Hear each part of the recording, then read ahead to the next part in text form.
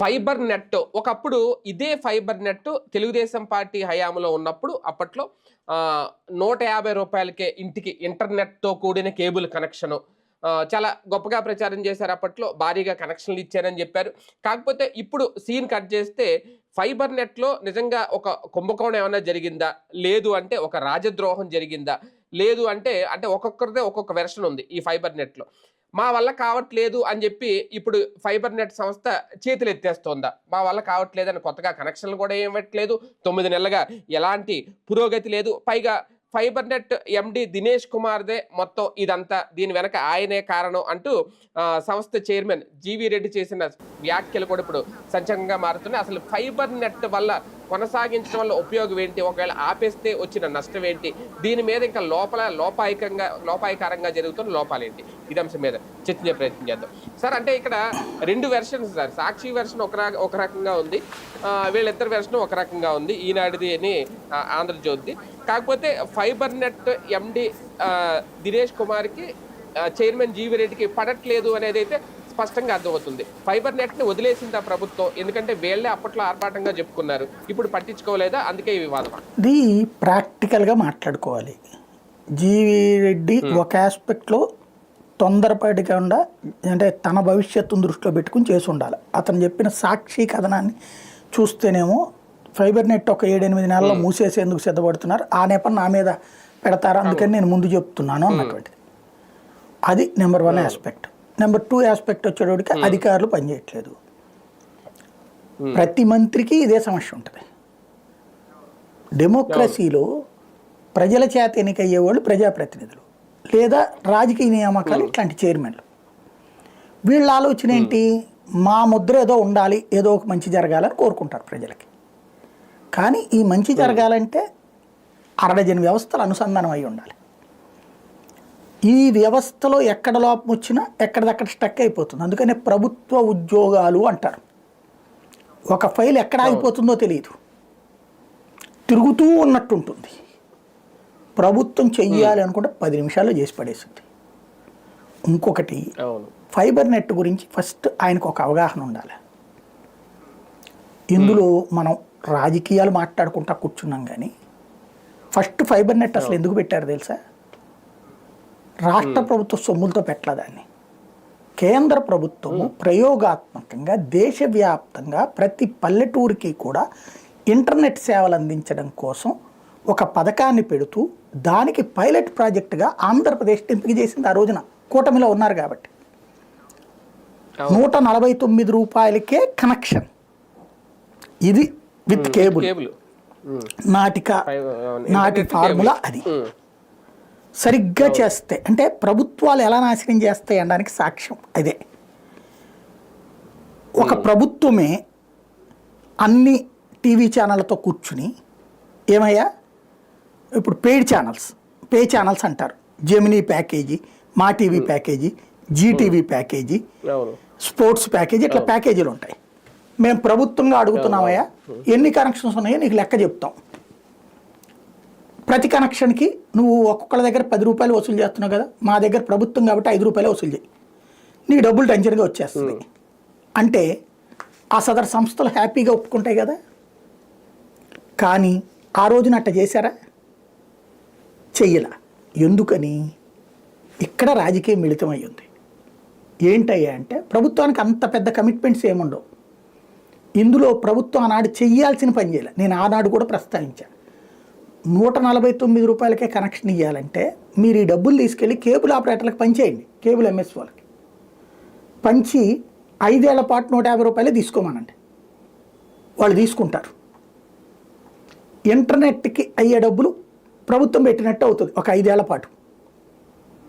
వాస్తవంగా అక్కడ ఉద్దేశం ఏంటంటే ఇంటర్నెట్ ప్లస్ కేబుల్ ఉండాలని. 149 రూపాయలు కేంద్ర ప్రభుత్వం భరిస్తే, అది పబ్లిక్ దగ్గర తీసుకుంటే కేంద్ర ప్రభుత్వం ఇచ్చిన డబ్బులు 100 రూపాయలు 150 రూపాయలు ఉన్నాయి కదా, అవి ఒక 5 ఏళ్ల పాటు పనిచేస్తాయి కదా. 450 కోట్ల 550 కోట్ల ఇచ్చింది. అప్పుడు ఎంఎస్ వాళ్ళకి అందరికి ఇస్తే దర్జాగా ఇస్తారు కదా వాళ్ళు, ఇవ్వాల. వీళ్ళు ఏం చేశారంటే ఇందులో 2 కోణాలు ఉన్నాయి.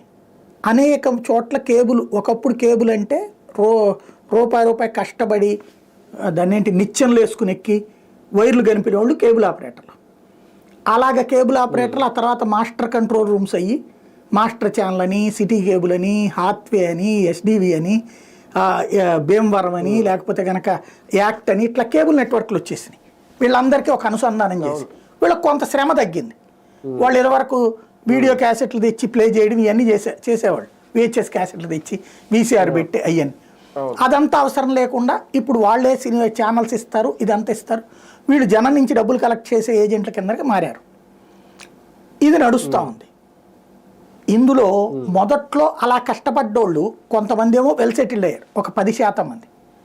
మిగతా 90% మంది ఈ ప్రపంచంలో నుంచి పక్కకి వెళ్ళిపోయారు, ఆ పోటీలో పడలేక. సెకండ్ ఫేజ్లో ఎవరు వచ్చారు? అక్కడ రాజకీయ నాయకుల చేతుల్లోకి వెళ్ళిపోయినాయి. అదేదో అంటారు కదా, చీమలు పెట్టిన పుట్టల్లో పాములు చేరినాయి అని. ముందు అలా కష్టపడి, ఇప్పుడు మేమందరం కేబుల్లో పనిచేసి వచ్చినోండి నాలాంటి వాళ్ళం. అలా కేబుల్లో పనిచేస్తే అక్కడ ఎట్లా వాళ్ళు కష్టపడి వచ్చారు ఎండీలు వీళ్ళందరూ తెలుసు మాకు. వాళ్ళని నిదానంగా బెదరేసినో సామధాన భేద దండోపాయాలతో వాళ్ళు వెల్ సెటిల్డ్ అయ్యారు, ఒక సంపాదించుకుంటున్నారనగానే అనేక చోట్ల రాజకీయ పాములు వచ్చినాయి పుట్టల్లో నుంచి. ఆ పుట్టలో దూరిపోయినాయి, వాళ్ళ చేతుల్లోకి వచ్చేసినాయి.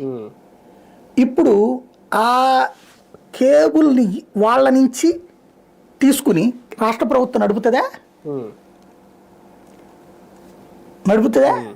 నడిపితే రాజకీయ నాయకులు నష్టపోతారు, ఎంఎస్ఓలు తిరగబడతారు.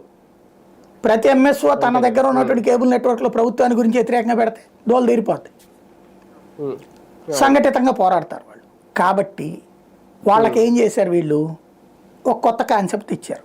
అయ్యా నీ దగ్గర 10 లక్షల కనెక్షన్లు ఉన్నాయనుకో, మా ఫైబర్ నెట్కి ఒక 10,000 చూపెట్టి లెక్క,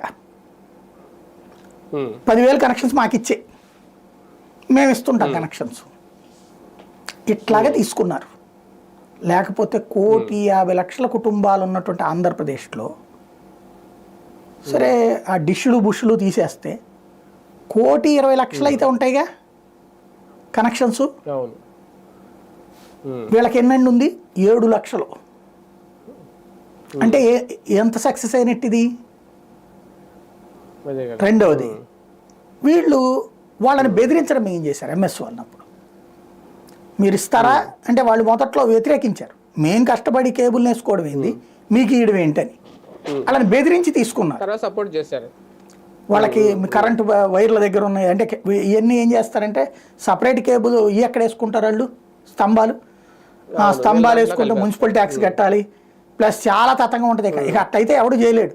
కాబట్టి కరెంటు స్తంభాలకు కడితే మళ్ళీ దానికి డబ్బులు వసూలు చేస్తున్నారు వాళ్ళ దగ్గర, కేబుల్ వేసినందుకు డబ్బులు వసూలు చేస్తున్నారు, ఎలక్ట్రిసిటీ డిపార్ట్మెంట్ వాళ్ళు వసూలు చేస్తున్నారు, అన్ని వసూలు చేస్తున్నారు వాళ్ళ దగ్గర. అంత చేసి మళ్ళీ ఇదేం దోపిడీ అని అడిగేటప్పటికి సరే కొంతవరకు కంట్రోల్ చేస్తా, సరే ఓ 10 ఇవ్వండి అయ్యా అని చెప్పేసి ఓ రకంగా బతిలాడి తీసుకున్నారు. అంతవరకు బాగానే ఉంది. అంతవరకు ఆ 7 లక్షల కేబుల్ కనెక్షన్స్కి ప్రతి నెల సక్రమంగా కేబుల్ ప్రసారాలు ఇచ్చి ప్రతి నెల సక్రమంగా ఆ ఇంటర్నెట్ ఇస్తే ఆ 7 లక్షలతో లాభాలే నడుస్తాయి. కానీ దీన్ని అడ్డు పెట్టుకుని డబ్బులు సంపాదించాలనిపించుకున్నారు ప్రభుత్వం. అప్పుడు ఏం చేశారు? స్వార్థం బిగినైంది. మామూలుగా మనకు వచ్చేటటువంటి బాక్స్ ఉంటుంది కదా, సెట్ టాప్ బాక్స్, మామూలుగా 1,500 అయితే వీళ్ళ దగ్గర 2,500. అదేమంటే కేబుల్ ఇంటర్నెట్ కూడా ఉంటుంది అన్నారు. ఆ ఇంటర్నెట్ చూస్తే మనకి వాళ్ళున్న రోజుల్లో సెల్ ఫోన్లు లేకపోతే అదే గొప్ప అనుకునేవాళ్ళం. ఆ ఇంటర్నెట్ ఎట్ట వస్తుంటుందంటే మన దూరదర్శన్ పాతకాలంలో వచ్చే చూడండి బఫర్ అవ్వడం అట్లా వస్తుంటుంది అంతే. ఎక్కడో దగ్గరలో ఉన్నోడికి పనిచేస్తుందేమో. కొంతమంది మనం ఇదివరకు కూడా నేను వీడియో చేసినప్పుడు కొంతమంది పెట్టారు మా ఏరియాలో బాగానే వస్తుందని. అలాంటి వాళ్ళు కొంతమంది ఉండొచ్చు, నో డౌట్. ఎక్కువ మందికి అయితే రావట్లేదు సక్రమంగా. దాంతో అవతలకు పోవాలి, వీళ్ళు పోనీయరు వాళ్ళని. ఇప్పుడు ఏమైపోయింది, ఇంటర్నెట్ నుంచి సెల్ ఫోన్ చేతిలోకి వచ్చేసింది. ఇవాళ క్రమంగా కేబుల్ సిస్టమ్ మారిపోతుంది. ఇవాళ సెల్ ఫోను అదేది ఆండ్రాయిడ్ టీవీలు వచ్చేసినాయి. మనం ఇది నొక్కేస్తే స్మార్ట్ టీవీ తీసేసుకుంటున్నారు అందరూ. స్మార్ట్ టీవీ మన సెల్ ఫోన్లోనే యాప్లన్నీ వేసుకుంటాం. అందులో ఇప్పుడు ఏదో 300 200 కడితే అన్ని యాప్లు ఉండే ఒక యాప్ కూడా వచ్చేసినాయి, అన్ని ఓటీటీలు ఉన్న యాప్లు కూడా. లేకపోతే గూగుల్ పే వాడు అవి పే చేసినప్పుడు వాడిస్తుంటాడు ఫ్రీ ప్యాకేజీలు అవి వచ్చేస్తున్నప్పుడు ఎందుకు దాంట్లో డబ్బులు తగలేసుకోవడం? కేబుల్తో పనే లేకుండా పోతుంది. ఇది ఒరిజినల్గా అసలు కేబుల్ ఇండస్ట్రీ ప్రాబ్లం, అది ఇతనికి అర్థం కావట్లా. ఇతనికి అది అర్థం కావట్లా. ఇది కేబుల్ ఇండస్ట్రీ ప్రాబ్లం. ఇవాళ నాకు కేబుల్ కనెక్షనే కావాలని ఎవడన్నా అడుగుతున్నాడా? కంపల్సరీ అంటున్నాడా? లేబర్ మాత్రమే అడుగుతున్నారు. వాళ్ళ దగ్గర నుంచి డబ్బులు వచ్చేటప్పటికి తక్కువ ఉంటాయి, లేదా 2-3 నెలలకు ఒకసారి ఉంటాయి. ఈవెన్ వాళ్ళు కూడా ఇప్పుడు సెల్ ఫోన్లు పెట్టుకుని రీఛార్జ్ చేయించేసుకుంటున్నారు. వాళ్ళు కూడా ఏదైనా తీసేస్తంటే తీసుకోబోంటున్నారు. వీళ్ళు బతిన్లాడే అమ్మాల్సి వస్తుంది. న్యూస్ పేపర్లు ఎట్టయితే బతిన్లాడి అమ్ముతున్నారు, కేబుల్ కనెక్షన్స్ కూడా బతిన్లాడే ఇవ్వాల్సి వస్తుంది. మధ్య తరగతి అయితే డిష్లు పెట్టేసుకుంటున్నారు. ఎయిర్టెల్ ఈ ఫోన్లో రీఛార్జ్ చేస్తే అయిపోయాయి. ఈ స్టేజ్లో నడుస్తుంది. కేబుల్ పరిశ్రమకి సంక్షోభం వచ్చింది ఇక్కడ. అందుకే కేబుల్ పరిశ్రమలు చాలా చోట్ల ఏం చేస్తున్నారంటే ఇంటర్నెట్ కనెక్షన్స్ వాళ్ళు ఇస్తున్నారు, ఇంటర్నెట్ ప్రొవైడర్ల కిందన వాళ్ళు ఇస్తున్నారు. రెండవది ఏంటంటే వాళ్ళ దగ్గర 24 hours పనిచేసేటటువంటి స్టాఫ్ ఉంటారు, సర్వీస్ ఇస్తారు వాళ్ళు. నీ దగ్గర ఆడున్నారు వాళ్ళు. అసలు ఇప్పుడు ఈయన ఉన్న సిబ్బందిని 400 మందిని మనం తీసేయమన్నారు. అదే తీలేదంటారు, తీసారా అంటే నేను అనేది తీసవతల పడేయను కానీ తీసేయలేరు. ఓ ప్రొసీజరు, ఒక సిస్టమ్ నడవాలి. ఉద్యోగం తీసేస్తే పొద్దున కోర్టుకు పోతే ఎన్ని నెలతో డబ్బులు మొత్తం కట్టమంటది కోర్టు. అదే ఆ ప్రొసీజర్ ఉంటుంది ప్రభుత్వంలో. నోటికొచ్చినట్టు చేసేయడానికి ఇదేం మన ప్రైవేట్ ఆస్తి కాదు. ఈవెన్ మన సొంత కంపెనీలో తీసేయాలన్నా కంపెనీ చట్టాలు ఉంటాయి, లేబర్ యాక్ట్ ఉంటుంది. ఎట్టబడితే అట్ట చేసేయలేరు. ఇవన్నీ ఉపన్యాసాలకు పనికొస్తాయి. ఇప్పుడు చూడండి, ఎవరో డాక్టర్లు ఏళ్ల తరబడి హాస్పిటల్కే రావట్లేదట. లోకాయుక్త కంప్లైంట్ చేస్తే లోకాయుక్త ఎంక్వైరీ చేసి వాళ్ళు రావట్లేదని వాళ్ళకి నోటీసులు ఇస్తే నోటీసులకు కూడా స్పందన లేదు కాబట్టి తీసేయమని చెప్పారు. ఇప్పటికి తీశారు 3 సంవత్సరాల తర్వాత. ఇక్కడ అట్లా ఉండదు కదా బేసిక్గా. అదొక ఎత్తు. రెండవది ఏంటంటే దీని మీదన 100 కోట్ల రూపాయలు అప్పు తీసుకున్నారండి. అసలు సినిమా అది 100 కోట్ల అప్పులు తీసుకున్నారు. అది ఏం చేశారో వాడికి తెలియదు. అప్పట్లో పసుపు కుంకుమ మళ్ళించారని వైసీపీ ఆరోపించింది. వైసీపీ టైంలో మళ్ళీ అప్పు తీసుకున్నారు. అది ఆడికి పోయిందో ఏ అమ్మ ఒడికి వెళ్ళిందో తెలియదు. ఇది ఓవరాల్గా ఏంటయ్యా అంటే ఇవన్నీ అయ్యి నాశనం అయిపోయింది, ఇది నాశనం అయిపోయింది అనేది ఉపన్యాసాలు మనం ప్రతిపక్షంలో కూర్చున్నప్పుడు ఇచ్చాం. అధికారంలోకి వచ్చాక నొప్పి ఏంటో తెలుస్తుంది. అది తెలిసిన తర్వాత దాన్ని కవర్ చేయడానికి ఏం చేస్తున్నారా అంటే ఎదురు మీద పడిపోతున్నారు. దాడి చేసేసాడు ఈయన ఒక్కడు తెగించాడు. మంచి కుర్రోడు, అందగాడు, బాగా ఇది మంచిగా ఎనాలిసిస్ చేసి చెప్తాడు కాబట్టి ఏదో చెప్పాడు. అది చెప్పిన దాంట్లో అసలు విషయం నాకు అర్థం కాదల్లా, అసలు కేబుల్ కనెక్షన్స్ ఎట్లా పెరుగుతాయి అనేది ఆయనకి తెలుసా లేదా? ఎవరినో ఇప్పుడు నేను సిటీ కేబుల్ అండి, మీరు హాత్వే అండి, మీ దగ్గర కేబుల్ తీసుకుంటుండగా గవర్నమెంట్ దగ్గరికి నేను ఎందుకు రావాలి అసలు? ఈ రెండిట్లలో నేను కంప్లైంట్ చేస్తే వెంటనే ఓ పూటలోనో ఒక 2 గంటలోనో వస్తారు. నీ దగ్గరకు పోతే ఎప్పుడు సర్వీస్ రిపేర్ చేస్తారు కూడా తెలియదే. మరి ఎట్లాగా? నేను సిటీ కేబుల్లోనో సి ఛానల్లోనో ఎస్డివిలోనో కేబుల్ తీసుకుంటే ఆ ఇంటర్నెట్ ప్రొవైడ్ చేస్తే నాకు తొందరగా రిపేర్ జరుగుతుంది, ప్రాబ్లం వస్తాయి. నీ దానికి ఫోన్ చేస్తే దిక్కు ఉండదు, మొక్కు ఉండదు. ఎట్లా నీ దగ్గర తీసుకుంటాను నేను? ప్రభుత్వ రంగ బ్యాంకు, ప్రైవేట్ బ్యాంకులు ఎవరమైతే సింపుల్ లాజిక్ అంతే. కాబట్టి ఇదంతా చాలా పెద్ద సబ్జెక్టు, వాస్ట్ సబ్జెక్టు. రైజ్ చేశాడు, మంచిదే. ఇది చర్చ జరగడం ద్వారా అసలు విషయాలు ఏంటి అనేది బయటకు వస్తాయి. అంటే ఫైనల్ గా ప్రక్షాళన కోరుకుంటున్నారేమో చాలా. ఇప్పుడు ఆయన ముద్ర వేసుకోవాలనుకున్నాడు. ఆ ముద్ర వేసుకోవడానికి అధికారులు ప్రతి చోట ఇదే ఉంటుందండి. వాళ్ళకి ఏముంటుంది అధికారులకి? నేను పర్మనెంట్, నువ్వు ఆఫ్టర్ ఆల్ గడివి ఏడాది ఉంటావు, పోతావు, 2 ఏళ్ళు, నువ్వెవడరా అంటారు వాళ్ళు. వీళ్ళకి ఏముంటుంది? నేను రాజకీయాల్లో ఎరగదీసి వచ్చాను, నేను టీవీలో సోషల్ మీడియాలో నాకు విపరీతమైన పాపులారిటీ ఉంది, అట్లాంటి నన్ను నేను చెప్తేనవా అని వాళ్ళు అంటారు. నువ్వు చెబితే అనడానికి నీకు రూల్స్ తెలియదు కదా అని వీళ్ళు అనుకుంటారు. సర్దుకుపోయే వాళ్ళు చివరి దాకా ఉంటారు, సర్దుకుపోయిన వాళ్ళు మధ్యలో ఉంటారు, వాస్తవంగా ఇది ఏం చేయాలి?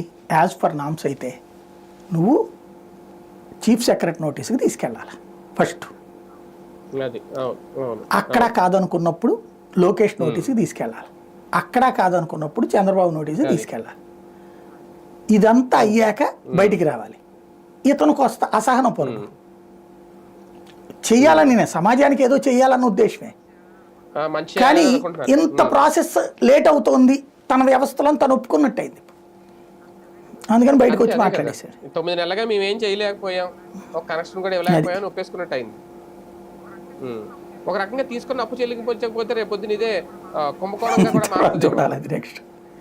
అప్పుడు మళ్ళీ జగన్ వాళ్ళు చేశారని చెప్తారు అంతే వాళ్ళ మీద. ఇప్పుడు అంతే కదా, ఇప్పుడు అధికారులందరూ అప్పుడున్న వాళ్ళు అని అంటున్నాడు కదా ఈయన. అధికారులందరినీ మార్చారండి. దినేష్ కుమార్ వీళ్ళందరూ ఇప్పుడు వచ్చిన వాళ్ళు కదా, అప్పుడు వాళ్ళతో కాంటాక్ట్ అయ్యి అంటున్నాడు ఈయన. అధికారులు ఏమన్నా ఆకాశంలో చూడబడతారేంటి? అదే కదా, కాళ్ళతో కుమ్మక్క అవ్వాల్సిన అవసరం ఏముంటది అధికారులకి.